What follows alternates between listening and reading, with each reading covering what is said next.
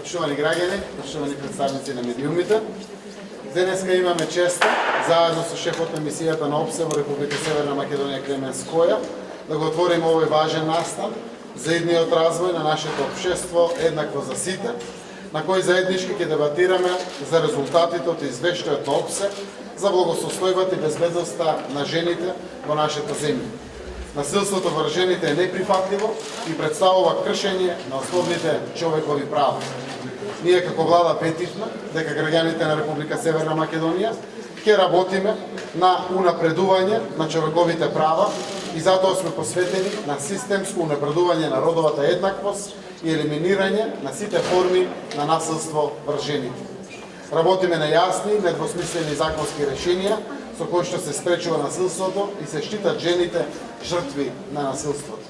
Владата на Северна Македонија ратификуваше Конвенцијата на Советот на Европа за спречување и борба против насилството врз жените и домашното насилство, или така наречената Истанбулска конвенција, а во октомври лани го освоивме акциониот план за спроведување на конвенцијата за периодот 2018 до 2020 година.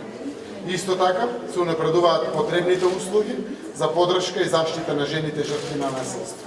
За прв пат е отворен центар за жртви на сексуално насилство во кој жртвите ќе добијат психосоцијална поддршка и помош за нивна ресоциализација и реинтеграција, како и 3 центри за упатување на жртвите на сексуално насилство, лоцирани во здравствените установи во Скопје, Куманово и Тетово.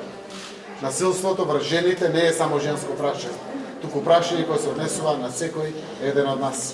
Токму затоа мораме да работиме заеднички, да ставиме крај на истото.